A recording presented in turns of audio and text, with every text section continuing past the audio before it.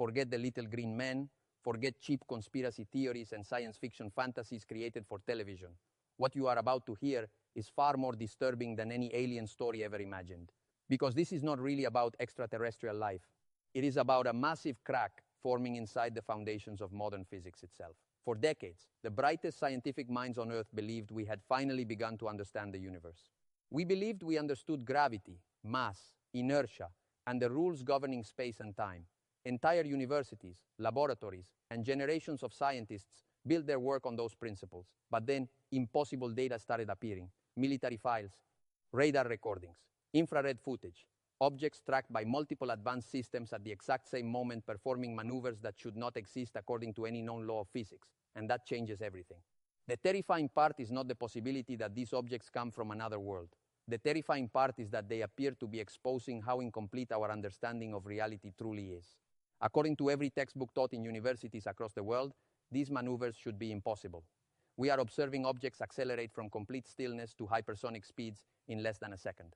Under normal physics, the inertial force created by such acceleration would instantly destroy any known material. The structure would rip apart, metal would shatter. The object would burn violently from atmospheric friction. Sonic booms should explode across the sky.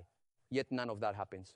There are no wings, no rotors, no visible engines, no heat signatures matching conventional propulsion, no massive shockwaves tearing through the atmosphere. The objects move silently, smoothly, almost as if the laws of motion no longer apply to them. That leaves us with only two possibilities. Either every advanced military sensor on Earth is malfunctioning in the exact same coordinated way, or our understanding of space-time itself is still primitive. And the deeper you study these reports, the worse the implications become, because the machines are not hallucinating. Multiple radar systems, infrared cameras, and military observers are all recording the same impossible behavior. These are not blurry lights in the sky captured on low-quality cameras. These are tracked physical objects interacting with our environment while breaking every rule we thought was unbreakable. To understand why this is such a crisis for physics, you first need to understand the prison humanity lives inside every second of its existence, the prison of inertia. Imagine sitting inside a powerful sports car. The driver slams the accelerator to the floor, and instantly your body is thrown backward into the seat. That force is not psychological. It is your mass-resisting acceleration. That resistance is called inertia. It is one of the most fundamental properties in the universe.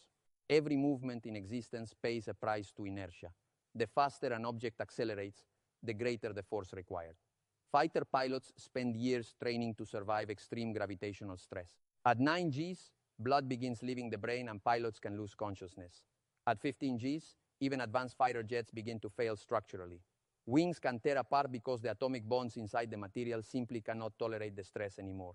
These are not opinions. These are hard mathematical realities described by Newton and Einstein.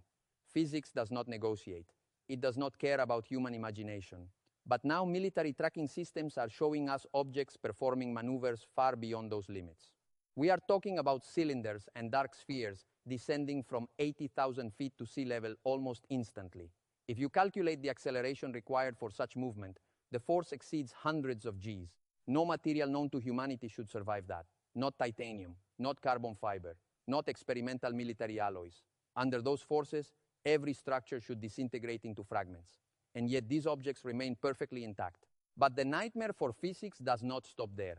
Any solid object moving through Earth's atmosphere at hypersonic speed should generate tremendous heat. The air in front of the object compresses violently, forming plasma so hot it glows like fire.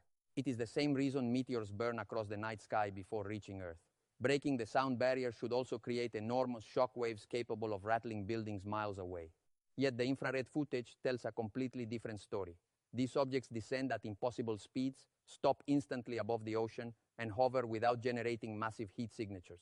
No burning plasma, no exhaust flames, no violent turbulence, no deafening sonic boom. In many cases, the objects appear strangely cold. That leaves physicists with an extremely uncomfortable conclusion. These objects may not actually be moving through space the way normal matter does, because if they were interacting with the atmosphere normally, thermodynamics would create a blazing fireball around them. If they were obeying conventional inertia, classical mechanics would reduce them to metallic debris. The only explanation that survives the mathematics is something far stranger. The object is not moving through space. It is moving space around itself. And once you truly understand what that means, reality itself starts becoming terrifying. The object is not moving through space in the way we understand motion. Instead, something far more disturbing is happening. To explain it, we have to return to the most important breakthrough in modern physics, Einstein's general theory of relativity. This theory changed everything we thought we knew about reality. It showed that space and time are not empty backgrounds where events happen. Instead, space and time are a physical structure, a fabric that can bend, stretch, and twist under the influence of mass and energy. Imagine space-time as a giant elastic sheet. If you place a heavy object on it, the surface bends downward. Anything moving nearby will naturally follow that curvature. This is what we call gravity. Not a force pulling things invisibly, but the geometry of space itself guiding motion. Planets orbit stars because they are following curves in space-time created by mass. But here is the critical limitation. To bend space-time significantly, you need enormous amounts of mass or energy. A planet, a star, or something even more extreme.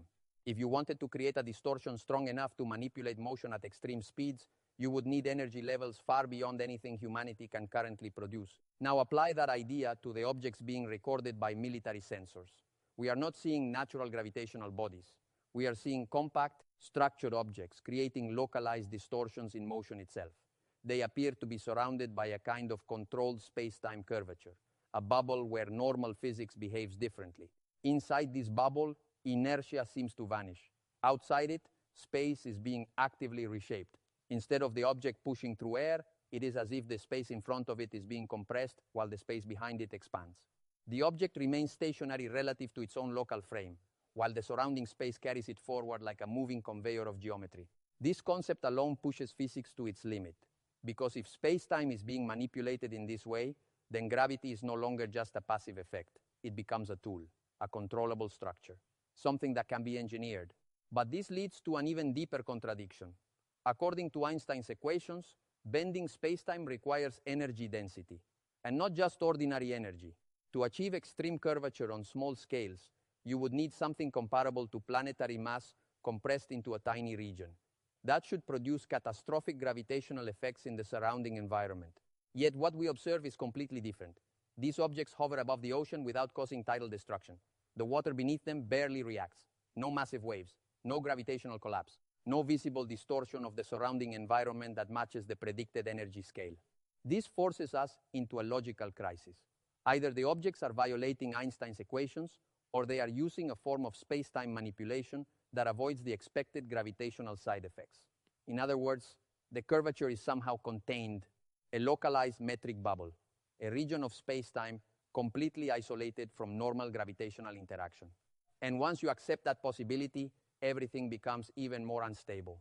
Because if space-time can be locally controlled, then motion is no longer limited by the speed of objects through space. Instead, it becomes a question of how space itself is manipulated around them. This is where the idea of faster-than-light travel enters the discussion, not as science fiction, but as a mathematical consequence of relativity. Most people misunderstand the speed of light. It is not simply a speed limit for objects. It is the speed limit for cause and effect. It is the maximum rate at which information can travel through the universe. Nothing can influence something else faster than light without breaking the structure of causality itself. But general relativity allows something subtle. Space itself can expand or contract without violating local light speed limits. This means that in theory, if you could distort space-time correctly, you could move a region of space faster than light relative to distant observers, while everything inside remains locally normal. This is where the idea becomes dangerous. If these objects are using space-time compression in front of them and expansion behind them, then they are effectively creating a shortcut through geometry. They are not traveling through space faster than light. They are redefining the path through space. And mathematically, that leads directly into one of the most disturbing implications in physics, time distortion. In relativity, space and time are inseparable. You cannot bend one without affecting the other. If an object is moving through a space-time bubble that bypasses normal motion constraints, then time inside and outside that bubble must behave differently. This leads to a possibility that physicists have debated for decades: closed time-like curves, paths through space-time that loop back on themselves. In simple terms, routes that allow an object to arrive at a destination before it technically leaves. This is not speculation. It appears naturally in the mathematics of general relativity under extreme conditions, such as near black holes or hypothetical warp-like geometries. The problem is that such structures threaten causality itself. If cause and effect can be reversed, then the foundation of logical reality becomes unstable. Physicists like Stephen Hawking even proposed the idea of chronology protection. suggesting that the universe might have a built-in mechanism to prevent time paradoxes from forming, a kind of cosmic safeguard that destroys any structure attempting to violate causality. But the data we are examining does not show prevention. It shows operation. These objects are performing maneuvers that suggest space-time engineering is not only possible but stable, which leads to a terrifying contradiction. If they can manipulate space-time to this degree, then the distinction between past, present, and future may not be as absolute as we believe. So far, we have only considered space-time as a smooth, continuous fabric. But at the smallest scales, reality behaves very differently.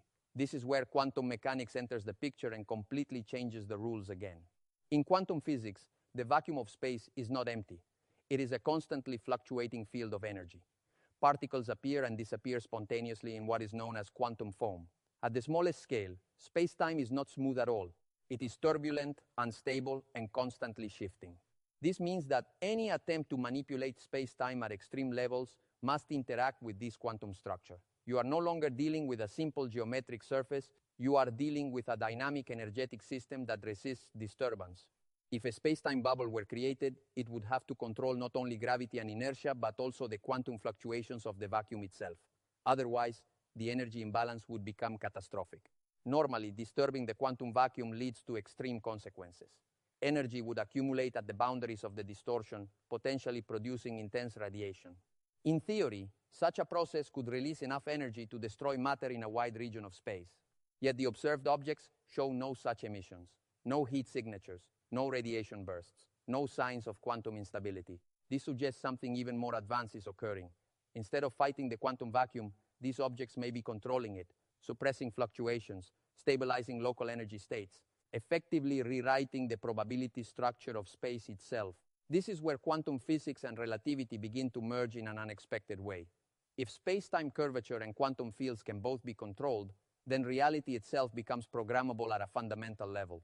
In laboratory physics, we have seen hints of this in small-scale effects, like the Casimir effect, where quantum vacuum fluctuations can be influenced between closely spaced surfaces.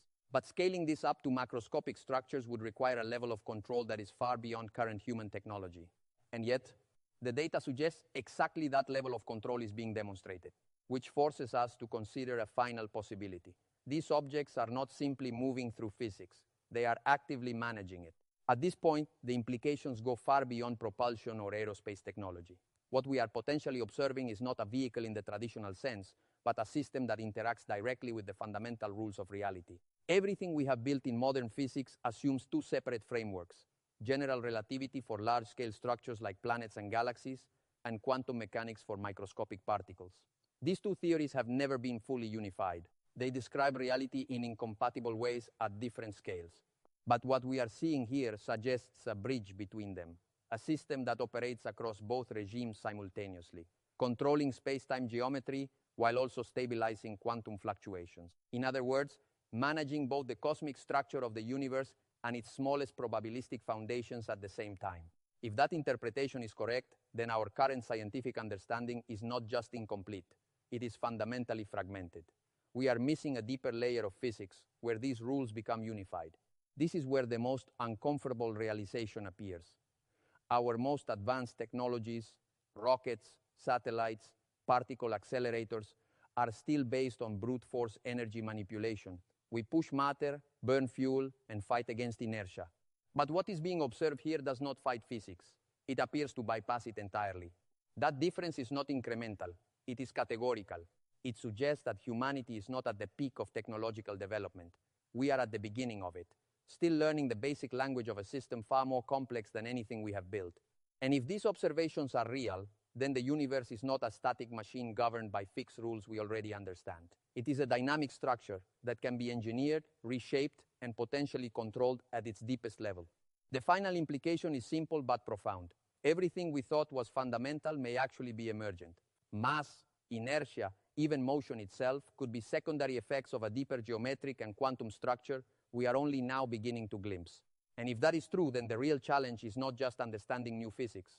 It is accepting that reality is far more flexible and far more extreme than anything our current theories can comfortably explain. If you want to continue exploring these ideas and dive deeper into the mysteries of modern physics, subscribe and stay connected. because this is only the beginning of what we are about to uncover. So if we follow this line of reasoning to its absolute end, we arrive at a conclusion that is both unsettling and unavoidable. The objects being tracked are not simply breaking a few isolated rules of physics. They appear to be operating in a regime where the rules themselves are adjustable, where inertia, gravity, quantum fluctuations, and even causality are not fixed constraints, but variables that can be engineered. At this point, we are forced to confront a deeper question. If such control is possible, then what exactly defines the boundary of what we call technology? Because everything humanity has ever built, from the first wheel to the most advanced particle accelerator, is still fundamentally based on the same principle: energy applied to matter to produce motion or change. But what is being observed here does not follow that principle. There is no visible energy expenditure in the traditional sense, no exhaust, no heat signature proportional to extreme acceleration, no mechanical stress indicators that would normally accompany such motion. It behaves as if the constraints of energy conservation, at least in the classical sense, are being bypassed through geometry itself. And that leads to a final and uncomfortable realization. If space-time can be locally structured and stabilized in this way, then what we perceive as physical laws may not be universal commands, but local rules derived from deeper underlying conditions. In other words, what we call physics may be the description of a surface layer, a set of emergent patterns that hold true under normal conditions, but break down when a deeper level of control is accessed. This is why these observations matter so much. Not because they suggest something unusual in the sky, but because they force us to question the completeness of everything we think we know about reality itself. For centuries, science has progressed by refining models of increasing accuracy. From Newtonian mechanics to relativity to quantum theory, each step brought us closer to understanding the structure of the universe. But none of those frameworks ever claimed to be final. They were always approximations of something deeper. What we may be witnessing now is a direct glimpse into that deeper structure, a regime where space-time is not just a passive stage, but an active, manipulable medium. And if that is true, then the implications extend far beyond physics. They reshape our understanding of engineering, energy, information, and even existence itself. It also forces a humbling perspective. Humanity often assumes it stands at the peak of intellectual progress. But if there exists a level of physics where inertia can be cancelled, gravity can be shaped, and quantum fluctuations can be controlled, then we are not at the peak. We are at the very beginning of comprehension. The most important question is no longer whether these objects are real or not. The data strongly suggests that they are. The real question is what they represent. Are they natural phenomena we do not yet understand? Or are they the result of an intelligence operating at a level of physics far beyond our own? Either answer leads to the same conclusion. Our current scientific framework is incomplete in a fundamental way. And that is why this topic cannot be dismissed as speculation or fiction. It demands serious attention, rigorous analysis, and above all, intellectual honesty about the limits of our current understanding. Because if reality truly allows this level of control over space-time, then the future of science is not about refining existing theories. It is about discovering an entirely new layer of physics that has been hidden in plain sight all along. The universe is not finished revealing itself, and we are only beginning to understand how deep it really goes. If you want to keep exploring these ideas and continue diving into the deepest questions of physics, space, and reality, make sure to subscribe, like this video, and stay connected. Because what we have discussed here is only the beginning of a much larger conversation that is still unfolding.